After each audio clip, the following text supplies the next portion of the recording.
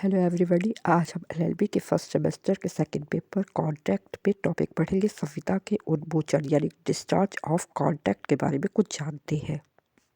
संविदा के उन्मोचन का अर्थ है कि जब दो लोगों के बीच में संविदाएं होती है या किसी के बीच में संविदा होती है तो उन्हें उनके दायित्वों से या संविदा से मुक्ति कैसे मिल सकती है।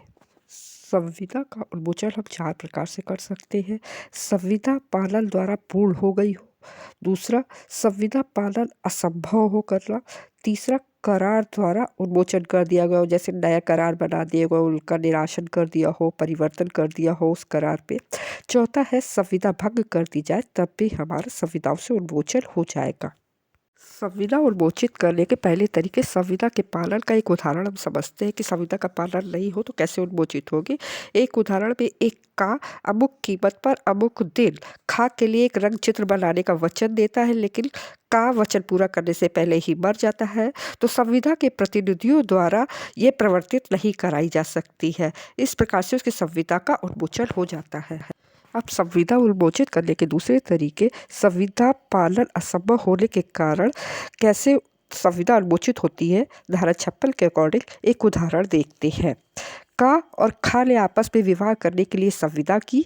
विवाह के नियत समय से पूर्व का पागल हो गई तो यह संविदा शून्य हो जाएगी और पक्षकार खा को अपने उसके दायित्व से मुक्ति मिल जाएगी, उन्मोचित हो जाएगी, यानी कि वो संविदा उन्मोचित हो गई। अब संविदा उन्मोचित करने के तीसरे तरीके यानी अनुबंध या करार द्वारा संविदा का उन्मोचन कैसे किया जाएगा जानते हैं। भारतीय संविधान संविदा अधिनियम 1872 की धारा 62 के अकॉर्डिंग समझौते द्वारा संविदा का उन्मोचन कैसे कर सकते हैं। जैसे है पहला है नव प्रवर्तन द्वारा, यानी कि पुराने जो अनुबंध बने हैं वो उनको नए अनुबंधों में बदल दिया जाए, या दूसरा तरीका है निरसन कर दिया जाए, अनुबंध की सभी शर्तें रद्द कर दी जाए। तीसरा तरीका है परिवर्तन कर दिया जाए एक या अधिक प्रावधान में, तो भी हमारा अनुबंध या करार द्वारा संविदा का उन्मोचन हो जाएगा। संविदा उन्मोचित करने के चौथे तरीके संविदा भंग द्वारा के बारे में आपको जानते हैं। संविदा भंग में क्या होता है कि या तो संविदा भंग 2 प्रकार से हम कर सकते हैं।